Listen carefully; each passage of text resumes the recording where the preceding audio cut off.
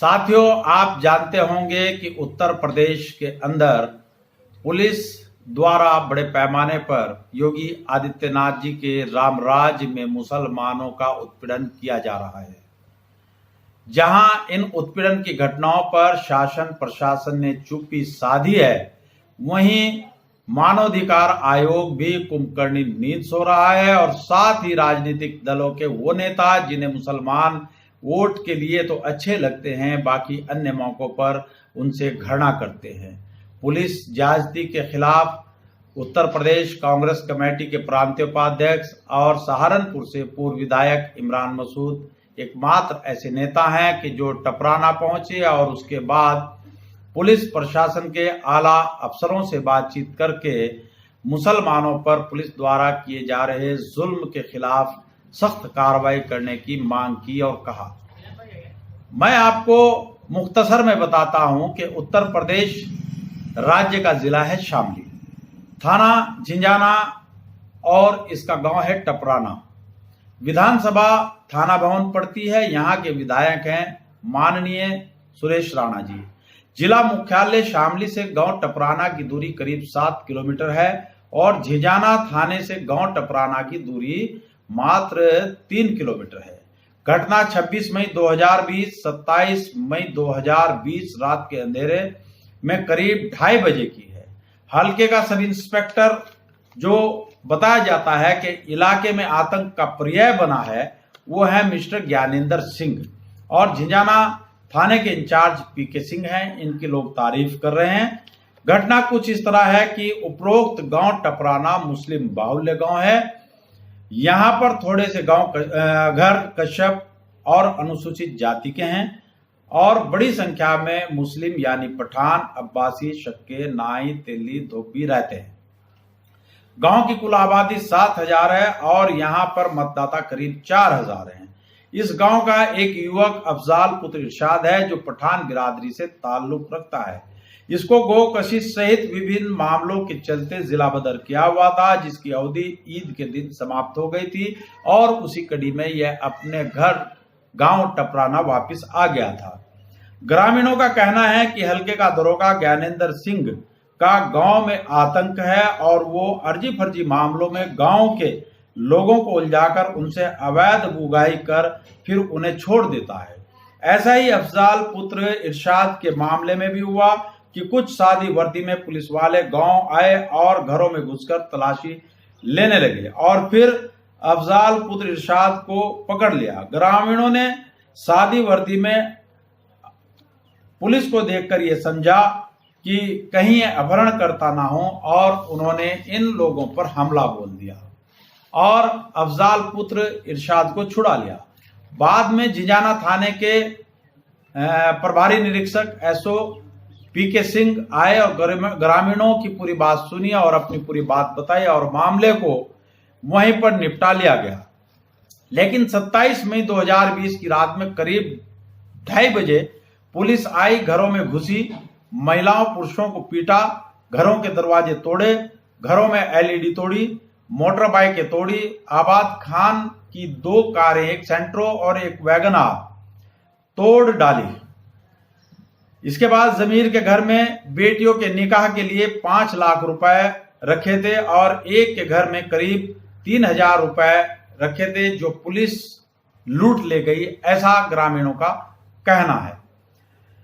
झिंझाना थानाध्यक्ष पीके सिंह के मुताबिक जब हमने उनसे दूरभाष पर बात की तो उन्होंने बताया कि गो कशी के आरोपी को पकड़ने के लिए पुलिस गांव टपराना में गई थी और वहां पर लोगों ने लोहे की राड और लाठी डंडों से पुलिस को घेर कर उन पर पथराव कर दिया, जिसमें हमारे 2 दरोगा और 3 सिपाही गंभीर रूप से घायल हो गए।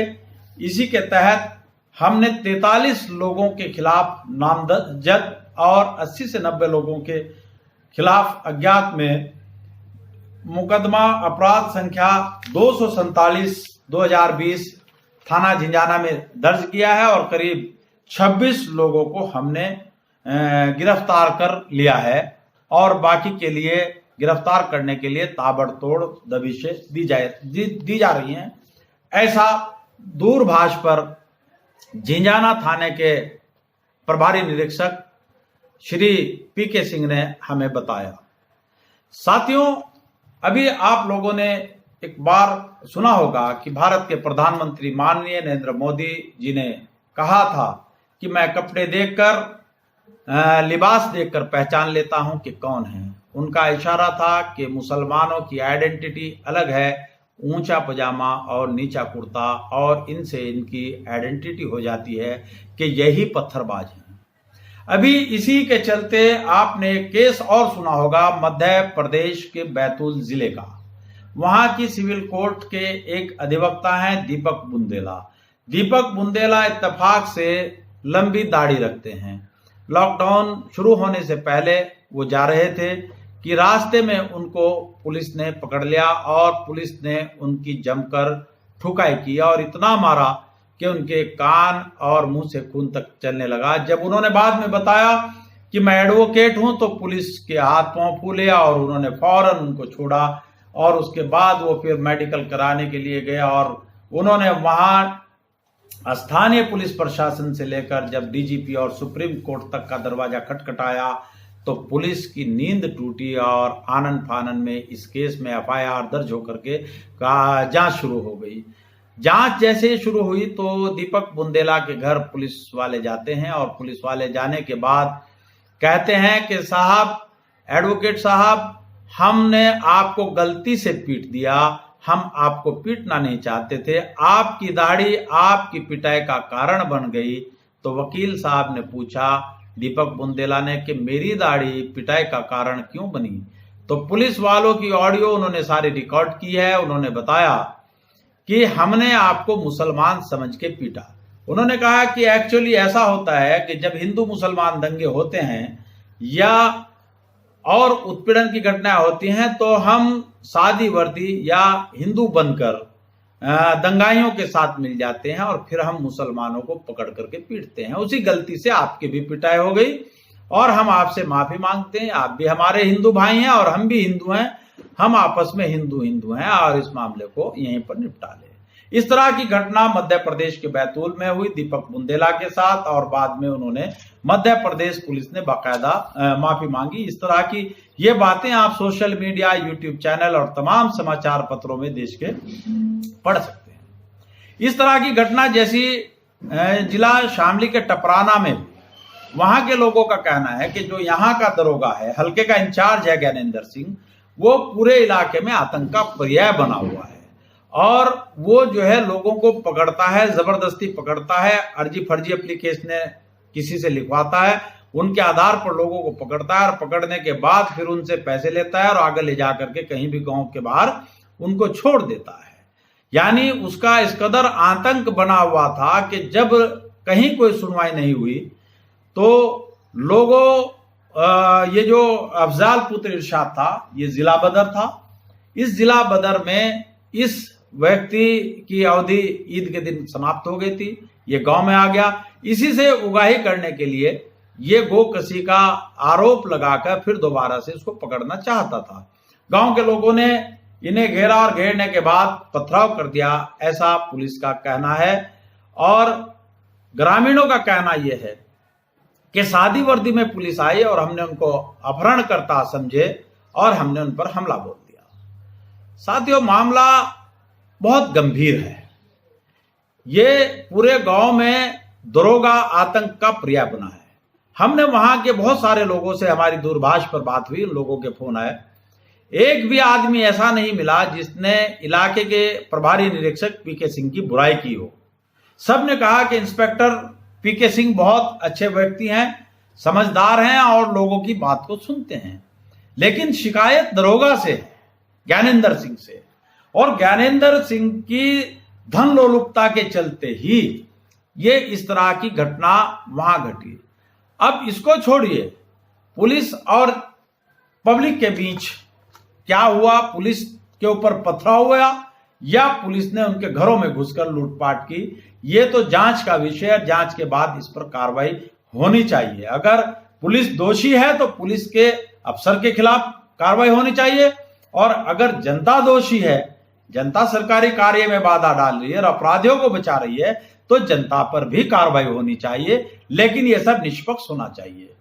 लेकिन एक व्यक्ति की वजह से, एक व्यक्ति जो जिला बदर किया हुआ हो और उसकी जिला बदर की अवधि समाप्त हो गई हो, आपके दरोगा जी उसको दोबारा से गोकशी के आरोप में पकड़ने के लिए पहुंचते हों और फिर सादी वर्दी में पुलिस को लेकर के पहुंचते हों और एक व्यक्ति की सजा पूरे गांव को दे रहे हो, यह घोर अपराध है।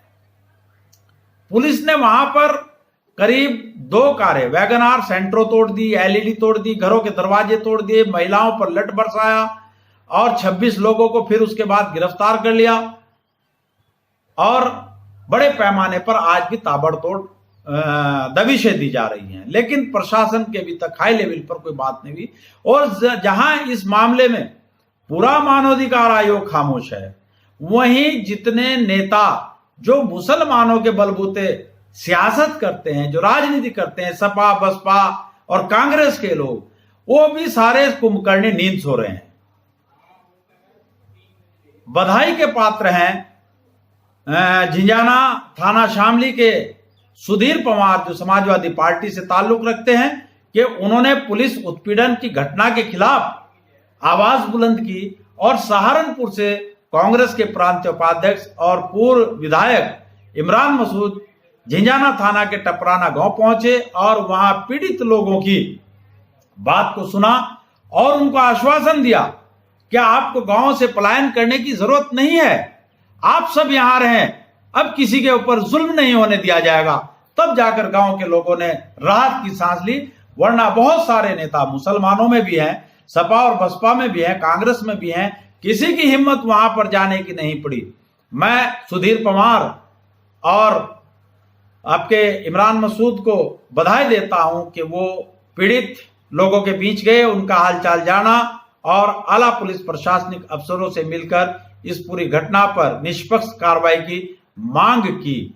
और साथ ही मैं तमाम पुलिस प्रशासन के लोगों से भी आह्वान करता हूं कि टपराना गांव के दरोगा ज्ञानेंद्र सिंह को वहां से तत्काल सस्पेंड करके उसको हटाया जाए और अगर जनता दोषी है, पब्लिक दोषी है, तो पब्लिक के खिलाफ एक्शन हो और अगर पुलिस के संरक्षण में दरोगा ज्ञानेंद्र सिंह की गलती है, जो सादी वर्दी में वहां पर लेकर गए, जिसके कंफ्यूजन में लोगों ने उन्हें अपहरणकर्ता समझकर उन पर हमला किया, यदि ऐसा है तो उनके खिलाफ भी एक्शन लिया जाए।